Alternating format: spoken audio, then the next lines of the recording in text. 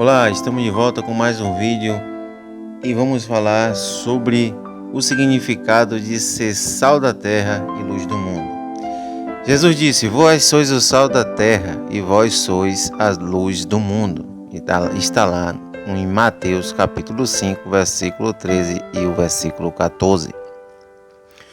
O ensino bíblico de que os seguidores de Cristo são sal da terra e luz do mundo significa que os cristãos são agentes que promovem a verdade do reino de Deus neste mundo. O sal tem a função de preservar e dar sabor ao alimento. A luz, por sua vez, tem a função de iluminar as trevas. É interessante notar que Jesus não coloca o cristão como sendo sal da terra e luz do mundo de forma condicional. Ele não diz: vocês serão sal da terra e luz do mundo, ou vocês devem ser sal da terra e luz do mundo. Mas ele diz: vós sois o sal da terra e luz do mundo. Isso significa que todo aquele que verdadeiramente é nascido de Deus necessariamente é sal da terra e luz do mundo. Se alguém se diz cristão, mas sua vida não revela que ele é sal da terra e luz do mundo, então há algo de muito errado nisso. Vejamos melhor, nesse estudo bíblico, examinando as Escrituras, as implicações de ser sal da terra e luz do mundo. Mateus capítulo 5, versículo 13 nos diz da seguinte maneira: vós sois o sal da terra, e se o sal for insípido, com que se há de salgar? Para nada mais presta senão para ser lançado fora e pisado pelos homens. Se o sal for insípido, ele não tem mais sabor, Não vai dar sabor aos alimentos.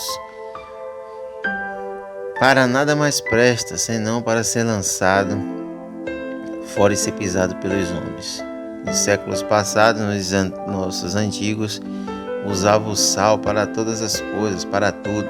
E quando o sal não se prestava mais, se fazia de asfalto, tipo de asfalto nos nossos dias hoje. Então, jogava na estrada, onde as pessoas passavam. Por isso a expressão de ser pisado pelos homens.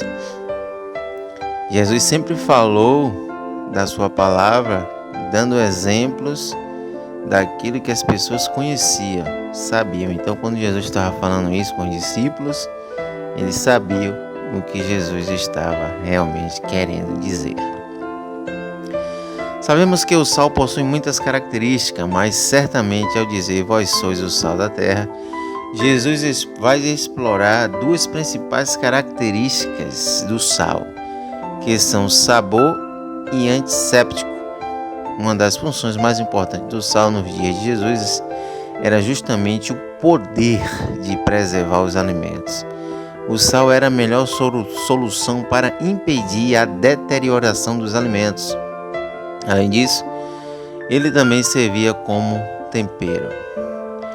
Mas qual é realmente o objetivo de Jesus dizer aos seus seguidores que eles são o sal da terra?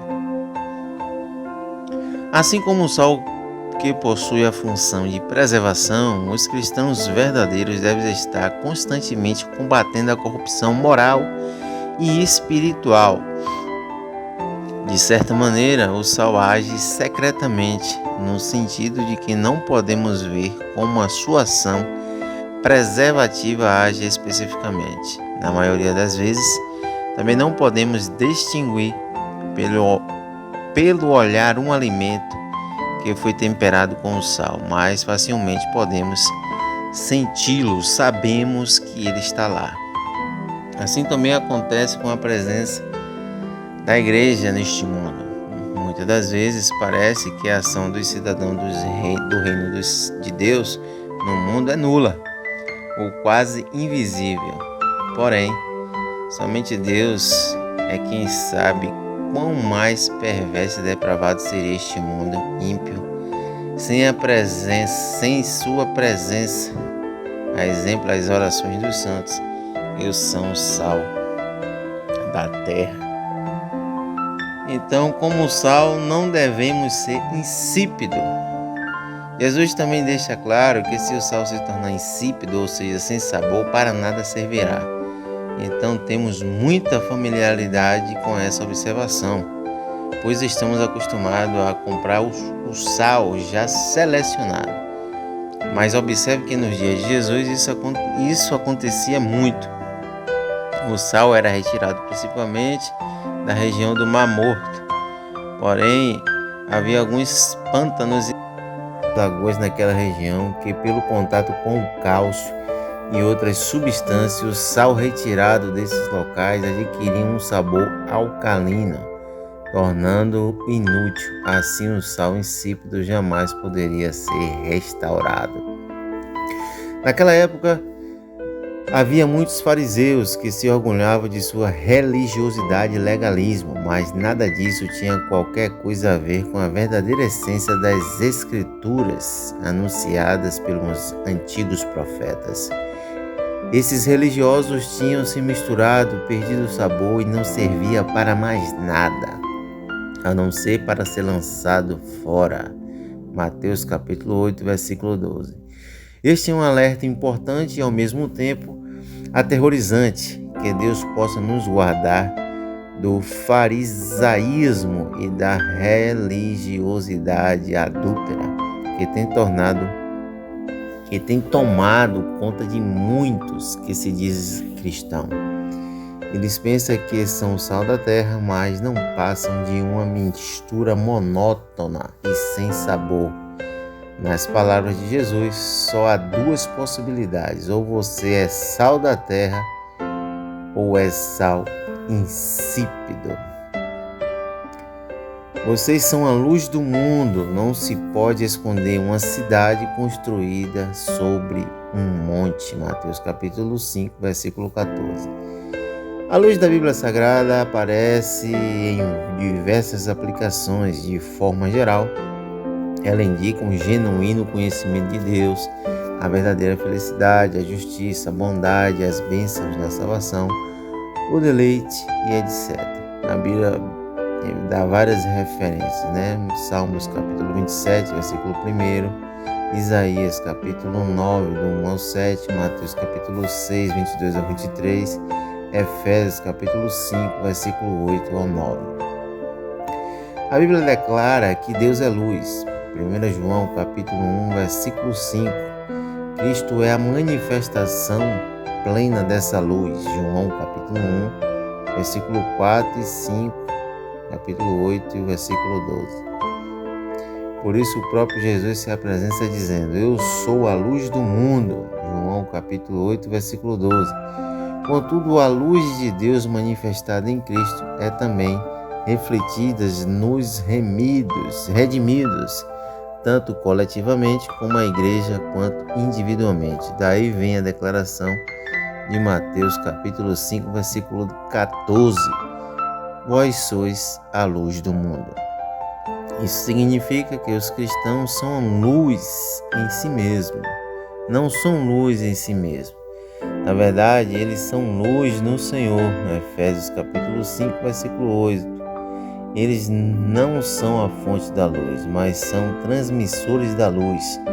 Quando Cristo declarou ser a luz do mundo, ele mesmo explicou: quem me segue nunca andará em trevas, mas terá a luz da vida. Perceba que ele diz que seus seguidores recebem a luz. Então, se Jesus Cristo é a verdadeira luz do mundo, os cristãos são também a luz do mundo por causa de sua conexão com Ele. Enquanto Cristo é a luz do mundo original, os crentes são a luz do mundo em um sentido derivado. Um exemplo disso é a relação entre o Sol e a Lua. O Sol é quem possui a luz, mas a Lua brilha porque reflete a luz do Sol. Os cristãos são luz porque refletem a verdadeira luz do mundo, que é Cristo. Então, ao dizer aos seus seguidores: vós sois a luz do mundo, Jesus ensina que os cristãos são instrumentos que Deus usa para propagar a luz da salvação em Cristo diante do mundo que está em trevas. A luz não pode ser escondida. Jesus não apenas diz aos crentes, vós sois a luz do mundo. Ele também diz que a luz que estes receberam deve brilhar diante dos homens. Isto é inevitável na vida do verdadeiro cristão. Da mesma forma, porque é inevitável que uma cidade construída sobre uma colina seja visível a todos. Além disso, Jesus também diz que não faz sentido alguém acender uma lâmpada e deixá-la escondida. Mateus capítulo 5, versículo 14 ao 15. Portanto, assim como a função de uma lâmpada acesa numa casa é de iluminar todo o ambiente, a função do cristão como luz do mundo é brilhar essa luz diante dos homens para que eles vejam suas boas obras. Neste ponto, há uma verdade fundamental que deve ser compreendida. As boas obras daqueles que são luz do mundo e que deve ser vista pelos homens jamais podem significar honra e glória para si mesmo. Isso não quer dizer que nós devemos nos gloriar por causa disso. Como já foi dito, o verdadeiro cristão entende que sem Cristo ele não pode brilhar. Então, ele não tem dificuldade em compreender que a finalidade dessas boas obras é trazer a glória de Deus.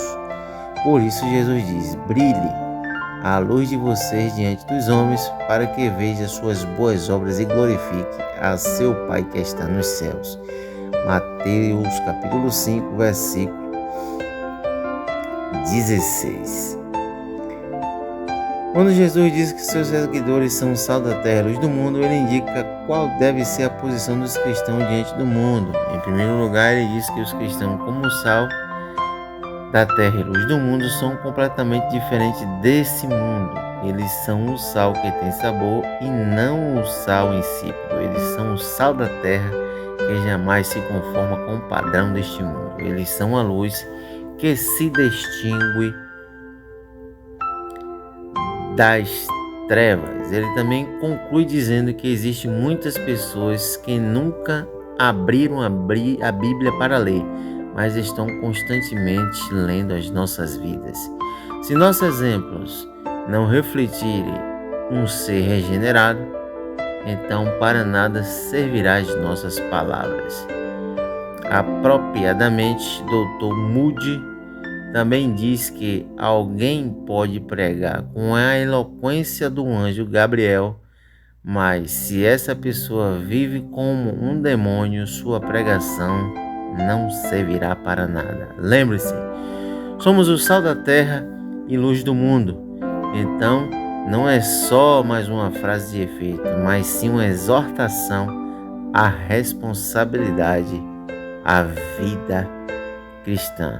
Que Deus te abençoe, que Deus te guarde, que você venha ser cada dia luz, que possa trazer luz para as pessoas que estão precisando caminhar diante dessa direção dentro da palavra de Deus, e que você venha ser esse sal que venha produzir sabor na vida das pessoas, que você venha conservar os padrões, os costumes cristãos e conservar a sã doutrina.